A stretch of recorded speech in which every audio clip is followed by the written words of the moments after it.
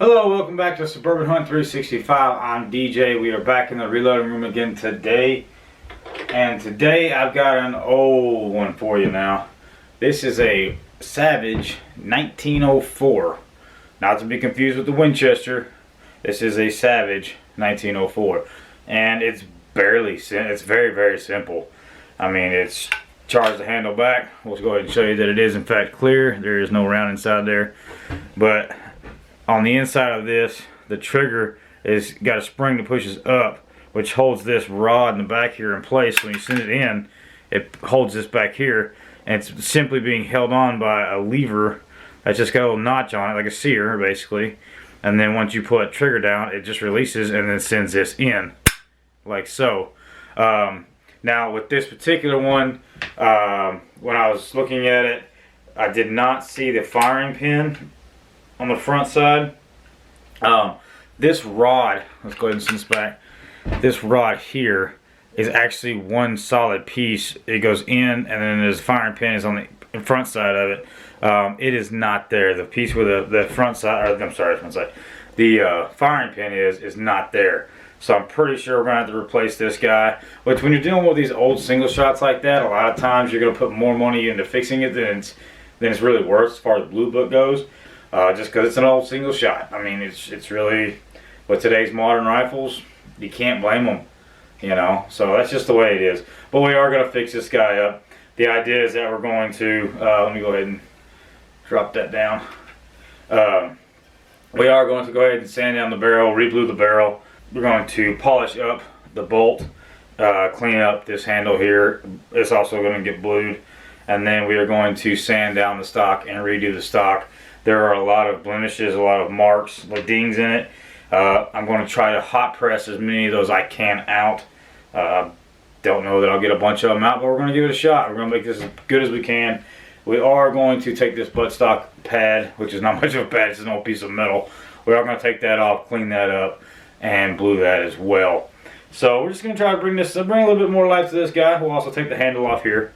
And this is about the worst of the rust on the whole gun, is right here. There's really not a whole lot on the barrel, but that right there is about the worst of it. So we may have a little bit of pitting there, but we'll get that smoothed out, re-blue that, replace any screws that we may have to replace.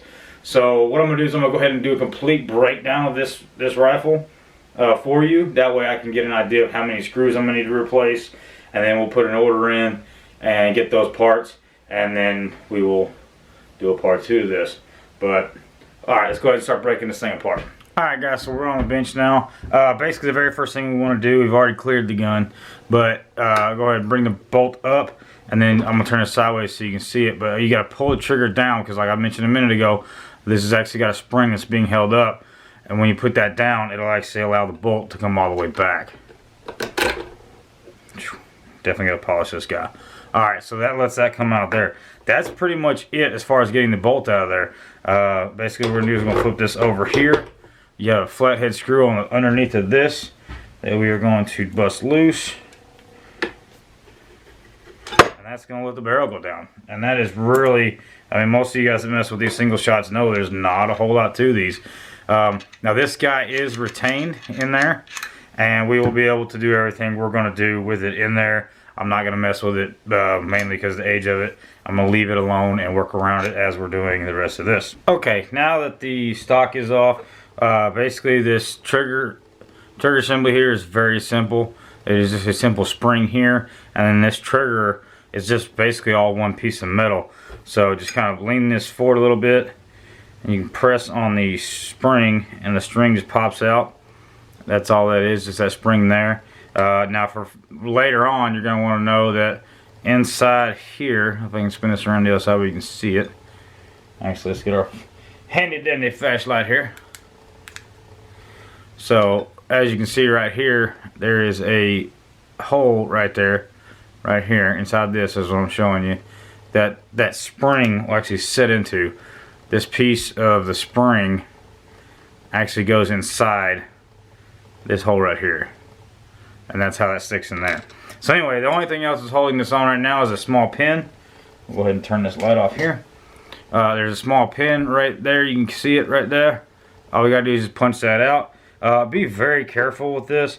that pin is extremely small, and you do not want to lose that pin. Shouldn't take a whole lot of force. There's no spring tension on it anymore. Should just pop right out, which it did. And then this just slides right out, like such. So, and that's really it. That's your trigger assembly there. Just one big piece of metal. We can clean up, polish up, try to make this a little bit better. And then we've got this guy right here, which actually didn't go all the way through, which is fine. We'll just finish pushing it through. There we go. Alright. So like I was saying a minute ago, this is an extremely small pin. Be very careful not to lose that pin. Okay, so that is there. We're going to go ahead and take our front side off. I'm going to set that to the side. Now that I got that off of there, this ended up being a lot worse than I thought it was going to be. There's a lot of buildup on here. But this is a basic dovetail sight on here. So basically all you got to do is just put a punch on the one side. Usually it's from the left to the right. It's pretty standard. So let's put this here. Actually, we're going to put this in a vise. Back in the vise, rather. There we go. And go ahead and tap that out. Alright, it's a lot easier once you've got that crap out of there. Yeah, there's a whole bunch of buildup on this thing. So, anyways, basic dovetail front sight is all that is. So, we busted that guy out of there. And now our barrel is complete and free. Front side is off. Rear side is off. And now we have a nice big barrel. Okay, so now that we've got the barrel completely disassembled, we're going to move into the stock. Alright, now to get this guard off of here, basically it's just 3 flathead screws. You can see 1, 2, and 3 in the back here. We'll just go ahead and knock those out real quick.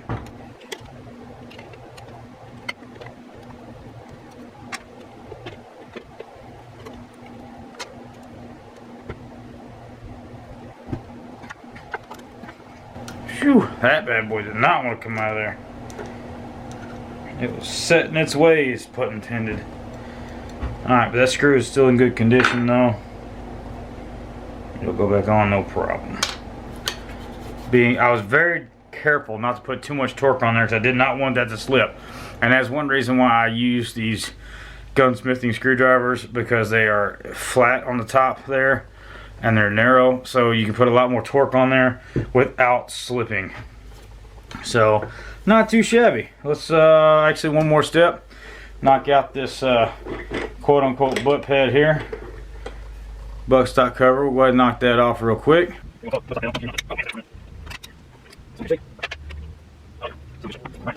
Good deal. That's pretty good shape right there.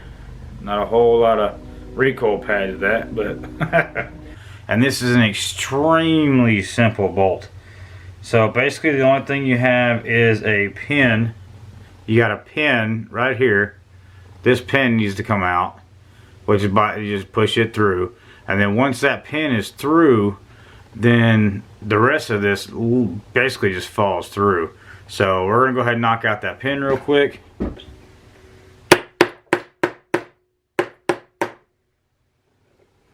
Alright, so before I get this all the way out of there, that's what that pin. So the pin is in there, and it's going to knock out the other side. Now, this is under spring tension. You see the spring right in here. This is under spring tension, so when you push this through, you may have to line up that other side when you finish punching. Actually, let me finish punching this out. But don't just, you're going to have a little resistance when you punch this through because it's under tension because of that spring. So put your thumb over the end here and then pull that through, and it stops that piece from coming out. Alright, so now that you have that out, this will actually come all the way apart like so. Now the part that I was talking about, actually let's go ahead and get the spring out first. So basically once you have, this is the actual firing pin here. It's missing the piece. As you can see, there's a snapped off the end there. It's missing the actual pin part of the firing pin, but this piece is the whole firing pin. So now I'm going to take the firing pin spring out of here. Now there's a little stopper on top here. I'm not 100% sure what you would call that. Let me grab this pin here. but basically just keeping your finger in front of it, just kind of push the spring and it'll come out the top there. This is actually got a groove in it. That is what the pin was going through.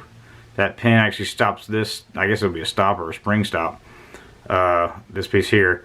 And then basically go ahead and set that to the side and then push your spring forward. Spring comes all the way out.